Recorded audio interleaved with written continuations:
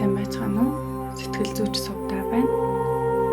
Сэтгэл хөдлөлөө таны ойлгох сургалтын хүрээнд бэлтгэн хүргэж буй. Энэр нэгүсэх сэтгэлийг дадуулах, зовлон ухамсарлах, гэтлэхэд туслах mindfulness тавтай морилно. Энэхүү mindfulness нь 6 цоврал дасгалын 4-р дасгал юм. Та бусдын зовлонг мэдэрч өөрийн энэр нэгүсэх сэтгэлээ нээхэд энэхүү бясалгал тус болно гэж найдаж байна. Одоо дасгалаа эхэлцгээе. Юуны өмнө та биедээ тухтай байрлал эзлэн суугаарай.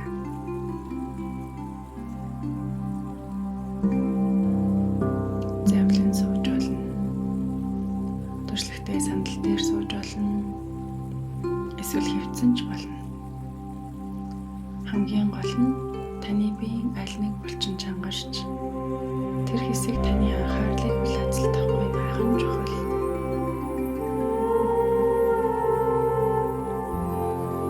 Одоонуудыг зөөлөн ханаад дотооддоо төвлөрч өөрийгөө ухамсарлахыг хичээгээрэй.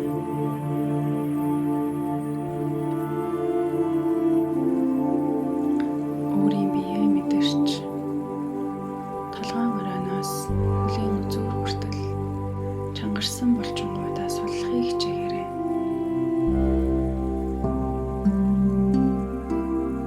Амьсгал авах бүрт булчингаа мэдэрч амьсгалаа гаргах бүрт тэрхүү булчинг чангалж буй сүрэг хэлбэлцлийг биеэсээ гаргаж байна гэж төсөөлөөрэй.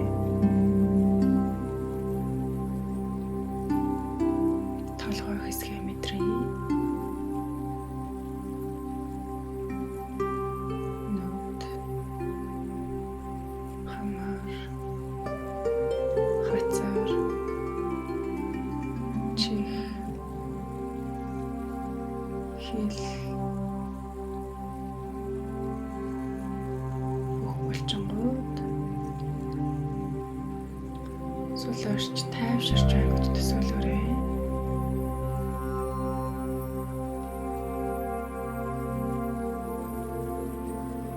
Харин одоо анхаарлаа хоёр гар руугаа шилжүүлье. Мөр, шоо, ой, гарын алга, сарвуунууд, булчнын суларч тайвширч байна.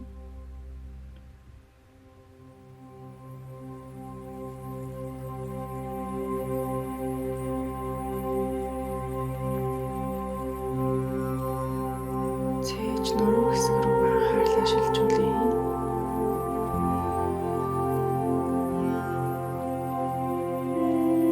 Хөвлийн эрхтнүүд, нурууны яс, гаруу дагсан булчингууд суларч тайвширч байна.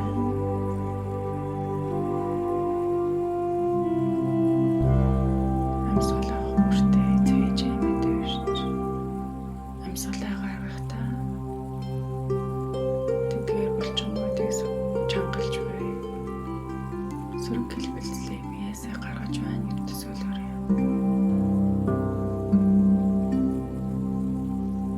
Арцаг сүүжээ мэдрээ. Нөхөрч хүн эрхтэн байрлаж буй хэсэгт анхаарлаа шилжүүлье.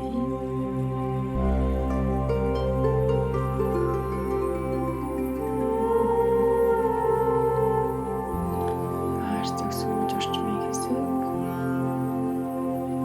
доторх эд эрхтнүүд суларч тайвширч байгааг мэдрээрэй.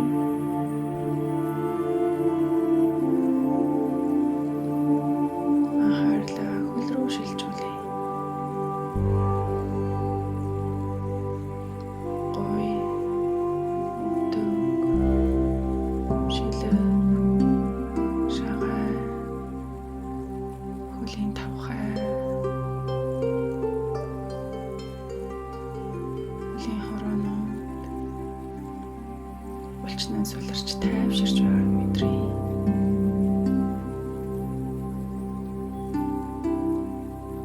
Гүнзгий амьсгал авч бүхий л бие тайван амгалан төлөвт шилжсэнийг мэдрээ.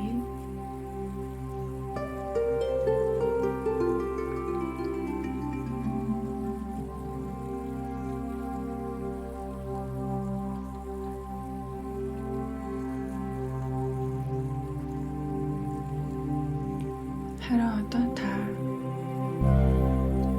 зовлонг нь гадарлаж байгаа. Эсвэл юу туулж зовлон мэдэрч байгааг маш сайн мэдэж байгаа. Энэ нэгний дотроо төсөөлөөрэй.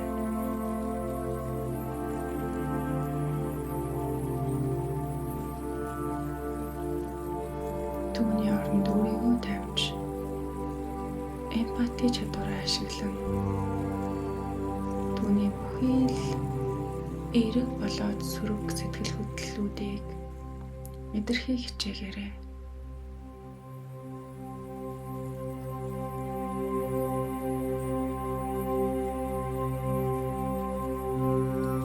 Түүний болон өндөрлөгтний мөн чанар, зовлонгийн мөн чанарыг мэдрэхийг хичээгээрэй.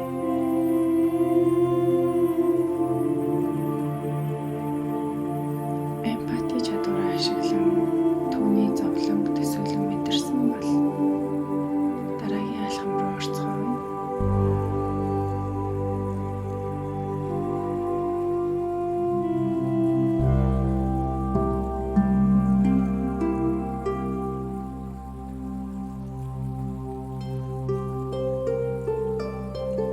Одоо та түүнийг зовлонгоос ангижрахыг хүсч бодохыг хичээгээрэй.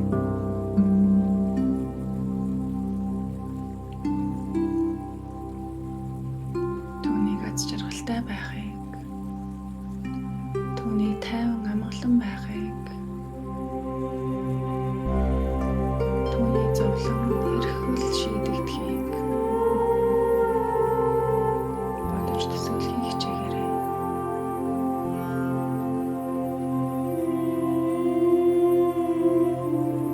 Энэ мөчид танд төрж буй сэтгэл хөдлөл мэдрэмж бол энэрхүү сэтгэлийн илрэл түүний тодорхойлолт юм.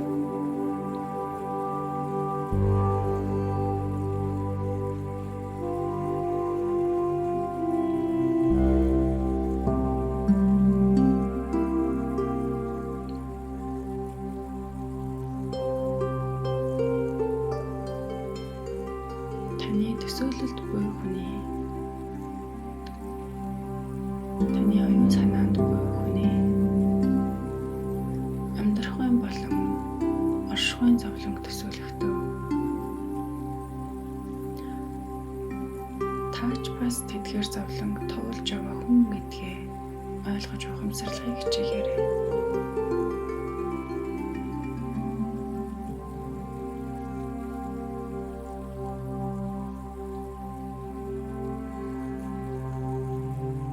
Хэрвээ энэхүү зовлон танд тохиолдсон бол та энэ зовлонг дуусгахыг ямар их хүсэж байгаагаа, ямар их хүсэхээ эргцүүлэн бодоорой.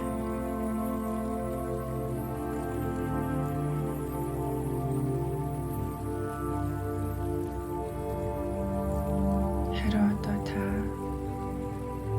түүний зовлонг дуусгахыг хэрхэн хүсэж байгаагаа эргцүүлэн бодоорой.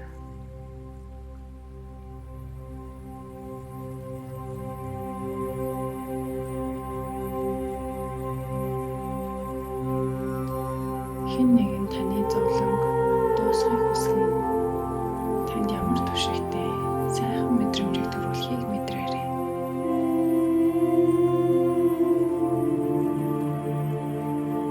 Хэрвээ та бусдын зовлонг дуусаасай гэж хүсэж байгаа бол түүнд сэтгэлээ нээж болно.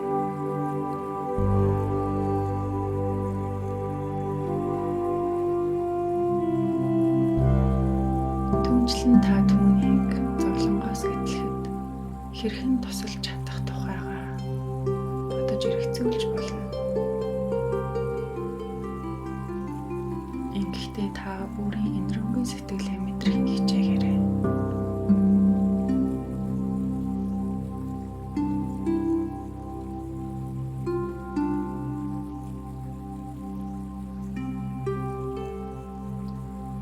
Гүнзгий амьсгал авч бие мэдрээ.